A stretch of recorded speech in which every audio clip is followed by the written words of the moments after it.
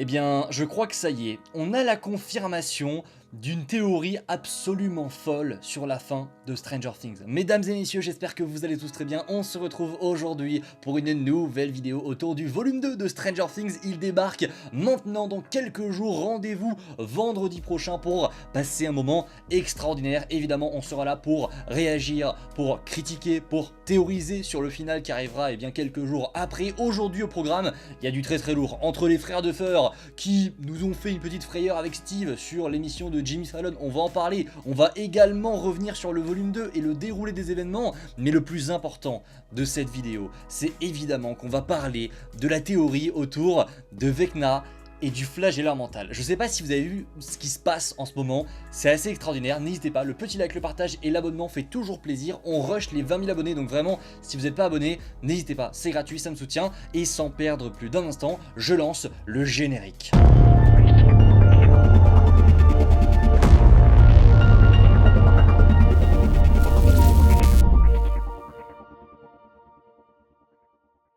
Et on va commencer avec ce qu'il s'est passé du côté des frères Duffer. Ils étaient les invités de Jimmy Fallon sur son émission iconique. J'adore regarder ce show.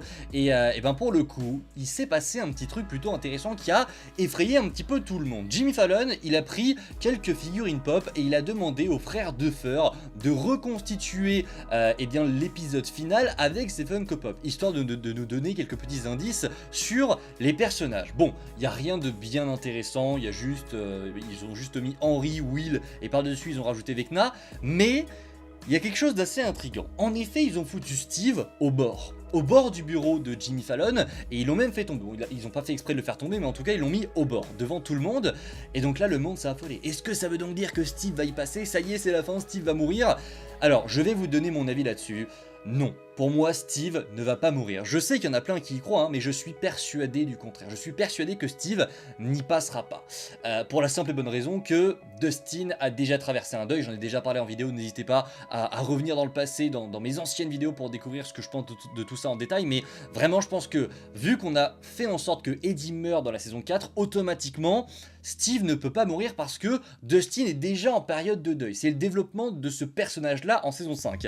Donc ce serait étrange de faire mourir Steve en saison 5 par rapport à Dustin. Si on aurait dû faire mourir Steve, ça aurait été en saison 4 à la place d'Eddie. Or, ils ne l'ont pas fait, et à mon avis, ils ne le feront pas. Par contre, le fait qu'il se retrouve au bord de quelque chose, on pense à la tour radio parce que c'est un élément qui est en hauteur dans cette saison 5, moi je suis persuadé, les frères Duffer c'est des petits malins, qu'ils vont nous faire peur jusqu'au bout. Je pense que en fait Steve va passer tout près de la mort, mais genre vraiment tout près de la mort. Il va frôler la mort, mais je n'ai aucun doute sur le fait qu'il le tue. Alors, voilà, entre nous, hein, je n'ai aucune info, rien du tout, c'est simplement de la théorie. Si ça se trouve, je dis de la merde, et dans 5 jours, je serai en train de casser ma télé parce que Steve sera mort. Mais les amis, je pense tout de même qu'il y a une certaine logique à respecter par rapport au développement des personnages, et que faire mourir Steve ça n'aurait aucun sens, mais par contre nous faire peur avec ce personnage parce qu'ils sont conscients que voilà, les fans l'attendent et qu'ils n'ont pas envie qu'il nous laisse, mais je suis persuadé qu'ils vont essayer un petit peu de nous faire peur en faisant en sorte que Steve soit en danger dans le dernier épisode. Donc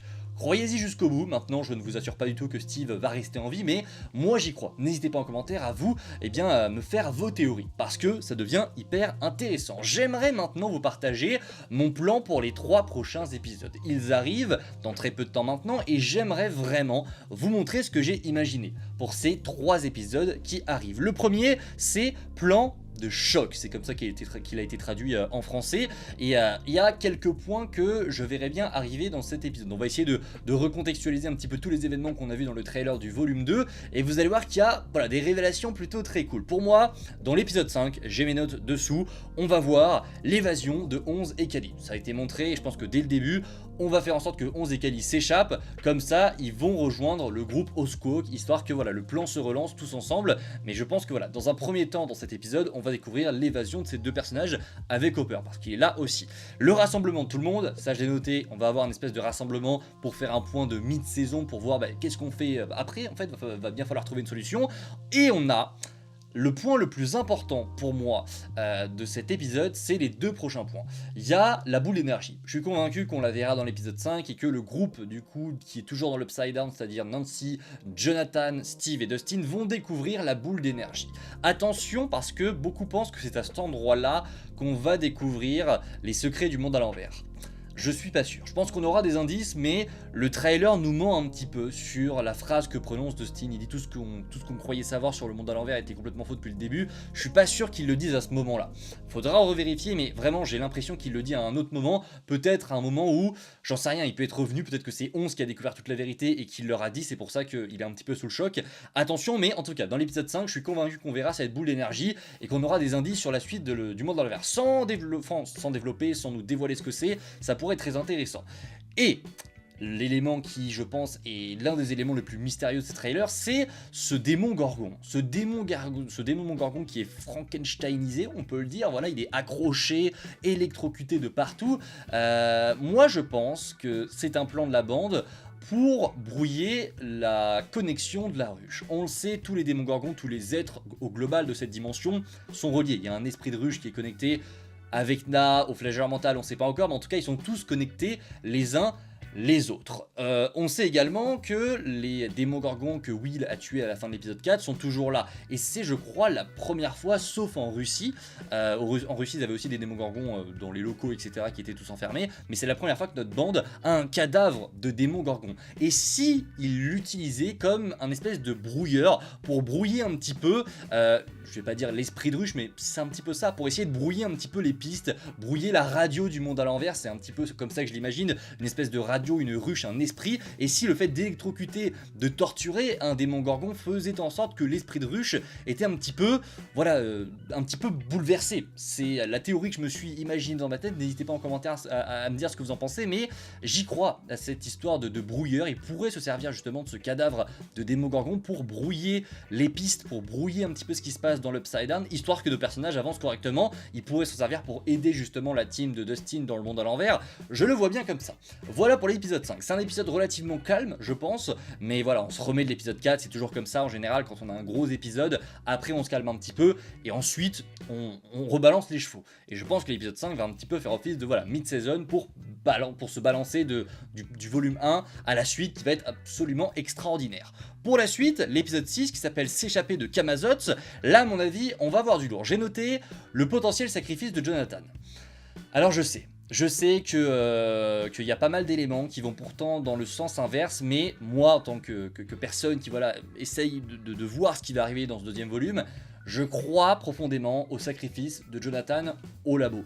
Il y a énormément d'images qui sont sorties, il y en a notamment une où on le voit se prendre dans les bras avec Will et un petit peu tout le monde qui est là, sauf Steve, je crois qu'il n'est pas là, Nancy non plus, bref il manque quelques personnages, mais on a cette image qu'on n'a pas encore vue où Jonathan prend Will dans ses bras et tout le monde est autour de lui. Cette image on ne l'a pas vue et c'est ça qui me fait un petit peu douter de cette théorie, parce qu'à mon avis, Jonathan va revenir, mais je l'ai quand même glissé au cas où.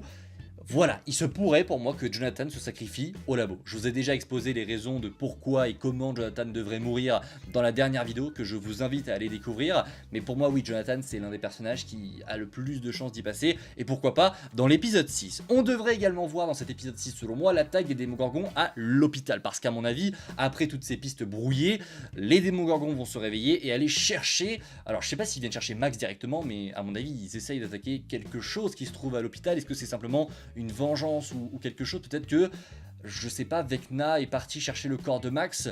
C'est possible, hein, peut-être que justement pour essayer de la détruire, peut-être que Henry se rend compte que Max et Holly sont en train de lui jouer un mauvais tour, et du coup il envoie ses Démogorgons pour directement tuer le corps de Max. C'est possible, mais on a encore trop peu d'éléments sur ça.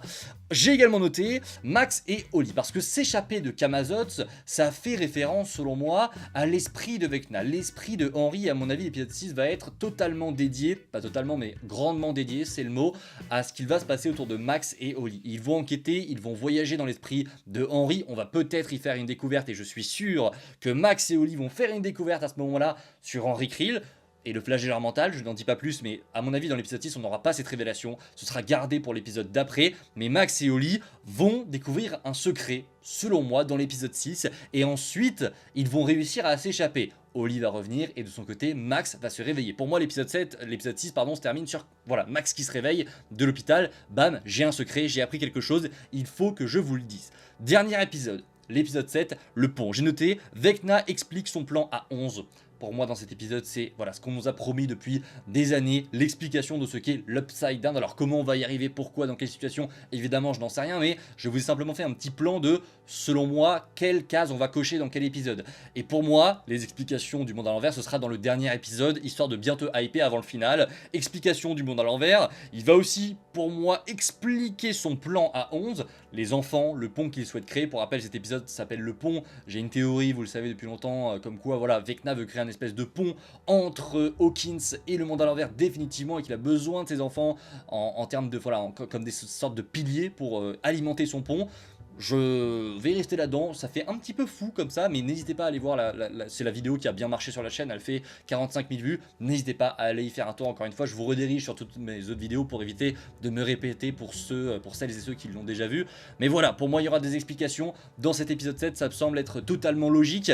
Et le plus important, j'ai noté la grande révélation finale. On va avoir Max et Oli. Je suis sûr qu'elles vont revenir dans cet épisode 7, qu'elles se réveilleront dans l'épisode 6, et je pense qu'elles vont dévoiler le secret qu'elles ont trouvé dans l'esprit d'Henry Creel. Comme quoi Henry n'est pas le grand méchant pardon, de toute cette histoire. Que le grand méchant, c'est en réalité le flagelleur mental. On a toutes ces histoires, toutes ces théories nous disant « Oui, mais le flagelleur mental, c'est lui le grand méchant, il contrôle Vecna. » La relation entre ces deux-là a toujours été un petit peu floue. Est-ce que Henry a créé le flagelleur mental, ou alors est-ce que Henry est contrôlé par ce flagelleur mental? C'est toute la question qui, je pense, est la clé de Stranger Things. Moi, je suis d'avis à dire que Henry est un malade mental de base, mais qu'il n'a pas tué ses parents pour rien. On l'a vu dessiner le flagelleur mental depuis tout petit. Le seul moyen pour moi qu'il ait eu cette vision du flagelleur mental, c'est qu'il était connecté déjà à lui, qu'il était déjà contrôlé depuis très longtemps par le flagelleur mental, que le vrai Henry n'a jamais vraiment existé, qu'il a toujours été prisonnier en fait de ce flagelleur mental, et qu'il a grandi avec ça en étant toujours contrôlé, et au moment où 11 a ouvert ce portail, il l'a envoyé là-bas, il a tout simplement facilité la tâche au flagelleur mental, histoire de faire d'Henry son agent, pour qu'il devienne Vecna. On a vu aussi ces fameuses déclarations de Noah Schnapp, on en a déjà parlé dans la dernière vidéo, où il disait oui, pour moi le personnage le plus incompris de Stranger Things c'est Vecna. Et donc là on se disait mais attends, comment est-ce que Vecna peut être incompris? On a tout compris de ce personnage à la base, sauf si il y a un secret derrière. Et tout de suite Millie Bobby Brown en interview lui avait dit tais-toi, n'en dis pas plus. Il avait également fait la boulette en interview chez Hot Ones de dire en régimant les saisons le plus rapidement possible, c'était son défi. Il a fait une boulette et il a dit Vecna est le Big Boss, il est contrôlé par le flagelleur mental. Et ça on le savait pas, il l'a déclaré et ça a été coupé dans l'émission Hot Ones. Je vous mets des éléments, mais ce que j'ai découvert là, il y a très peu de temps, ça explique tout et ça confirme un petit peu tout. Il faut savoir que Netflix a lancé une émission qui s'appelle, c'est l'émission du Squawk, de SQK, c'est littéralement la radio qu'on voit dans Stranger Things saison 5 avec Robin et Steve. Voilà, ils ont lancé vraiment sur Spotify une vraie station de radio avec plein de musique et deux présentateurs, un présentateur, une présentatrice. Il se trouve que ces personnages, ils ont des noms un petit peu particuliers. En gros, il y a plein de musique qui passe, mais il y a également des présentateurs qui parlent souvent, et il y a plein d'indices sur la suite. Déjà le premier présentateur il s'appelle Vance Goodman. C'est intéressant ça, Vance Goodman. Mais alors la deuxième plutôt est très intéressante, elle s'appelle Mandy Flair. Vous avez les deux noms décrits à côté, vous ne remarquez rien sur ces deux prénoms. Vance Goodman, Mandy Flair. En sachant que Mandy Flair prononce, ça a été examiné par beaucoup de personnes qui écoutent la radio en boucle pour essayer de trouver des secrets, Mandy Flair prononce souvent les mots Queen et Control. Reine et Control. Mandy Flair, ça fait Mind Flyer. Mandy Flair, c'est littéralement le nom Mind Flyer. Mais alors le plus choquant dans cette histoire, c'est que Vance Goodman, quand tu remplaces les lettres de Vance et que tu les mets dans l'ordre, ça fait Vecna. Vecna Goodman. Vecna Goodman. Goodman. Vecna. Ça fait un peu débile quand je le dis comme ça, mais Vecna, homme bon, en français on traduirait comme ça, pour nous dire que Vecna est un homme bon, qu'il n'est pas le méchant. Mandy Flair, Mind Flyer. Encore une fois, on part loin, mais le fait que Mandy Flair n'arrête pas de dire que voilà, elle parle souvent de reine, alors dans des mots qui n'ont rien à voir, hein, mais au fur et à mesure de ses phrases, elle prononce souvent et à répétition ces mots-là. Queen, Control, Mandy Flair, Vance Goodman, Vecna Goodman. Je ne dis plus rien. Maintenant, le fait que Noah Schnapp ait dit ça, le fait qu'il ait fait une boulette chez Hot Ones, le fait qu'on ait cette théorie de ouf et que la relation entre le flagelleur mental et Vecna soit volontairement laissée floue, moi je crois sincèrement maintenant que Vecna est littéralement l'agent du flagelleur mental. Et que, alors dans l'épisode 7 j'en sais rien, mais je pense qu'on aura une révélation là-dessus, comme quoi Vecna est contrôlé par le flagelleur mental. Cette émission du Squawk confirme absolument tout. Pourquoi avoir mis des personnages comme ça? Pourquoi avoir choisi ces noms-là? C'est forcément une piste pour nous justement pour nous montrer ce qui est en train de se passer. Ils sont très bons les frères de fer pour ça. Alors c'est pas forcément eux, mais on sait que toute l'équipe de Netflix travaille derrière pour nous glisser plein d'indices partout tout le temps. Il y a des easter eggs de partout sur chaque frame de la série. C'est génial. N'hésitez pas en commentaire à me dire ce que vous pensez de cette théorie. Ça m'intéresse vraiment. Je les trouve incroyables. Je vous dis à la prochaine. C'était Spady. On va très vite se retrouver pour parler de la série. Décidément, j'ai du mal à parler. Prenez soin de vous et à la prochaine. Ciao tout le monde.